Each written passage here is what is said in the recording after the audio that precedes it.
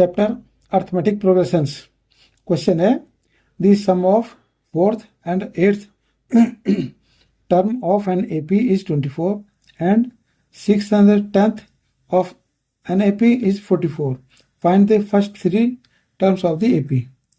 ठीक है, इस एपी में फोर्थ और एट्थ टर्म का सम 24 है, सिक्स और टेंथ टर्म का सम 44 है। हमें first three terms find out करने हैं। Solution, we know that nth term की वैल्यू होती है a प्लस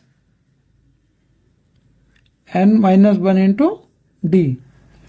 तो इस अब पहले हम निकालते हैं फोर्थ टर्म, यानी कि a4 is equal to first term अभी हमें कैलकुलेट करना है n माइनस वन, n की वैल्यू है 4 माइनस वन और d की वैल्यू अभी हमें अननोन है। तो ये हो गया हमारा a प्लस 3d, ये हो गया हमारा a4 की वैल्यू। अब हम निकालते हैं eighth term. Eighth term a8 is equal to a plus 8 minus one into d, and that is ये हो गया हमारा a plus 8 minus one 7d। ये हो गया फोर्थ टर्म, ये होगा एट्थ टर्म। अब हम इन दोनों का सम निकालते हैं। तो sum a4 plus a8,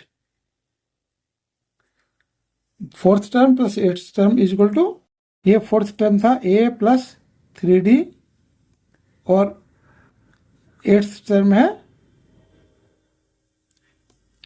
a plus 7d, a plus 7d। तो ये इज इक्वल टू हो गया हमारा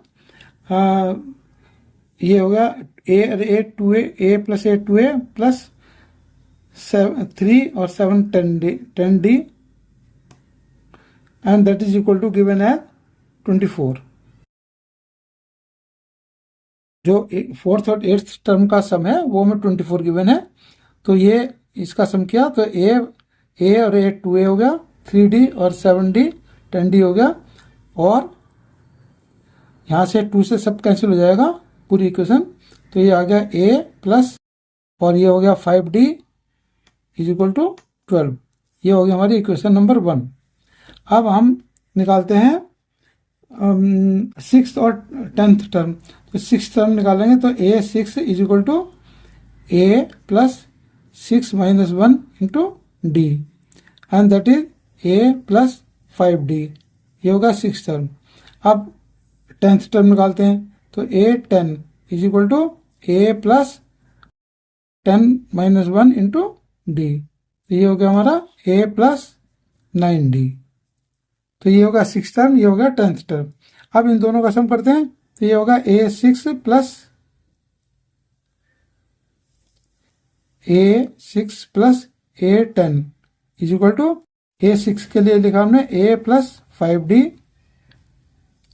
प्लस, और a10 के लिए लिखा हमने a प्लस 9d।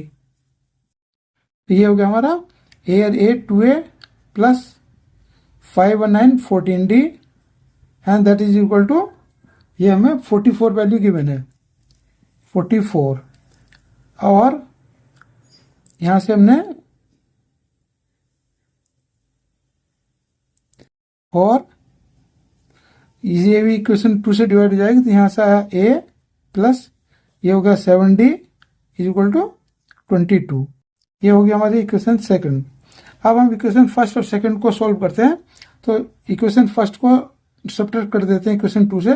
तो a से a कैंसिल हो जाएगा, ये 7d है, ये 5d माइनस करेंगे तो ये बचेगा 2d इज इक्वल टू, ये 22 है और ये 12 है तो ये बचा 10, और d इज इक्वल टू 5। अब d की वैल्यू 5 आ गई। अब हम a की वैल्यू निकालने के लिए किसी भी एक इक्वेशन में ये वैल्यू पुट कर देते हैं। सपोज फर्स्ट इक्वेशन में की तो ये था हमारा a प्लस 5 इंटू, और d के लिए 5 है, 5 इज इक्वल टू 12 हो गया। तो a इज इक्वल टू आ गया, a इज इक्वल टू ये 25 है, और 25 जब राइट साइड ले जाएंगे माइनस हो जाएगा तो ये हो गया -13। तो a की वैल्यू आ गई -13। अब d की वैल्यू माइनस ये 5 है, a की वैल्यू -13 है। तो फर्स्ट थ्री टर्म लिखने हमें, find the first three term.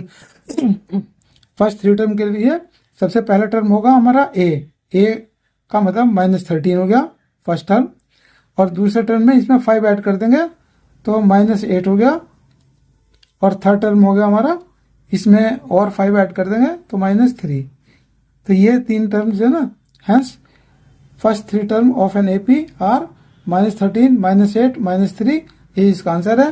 And thanks for watching the video.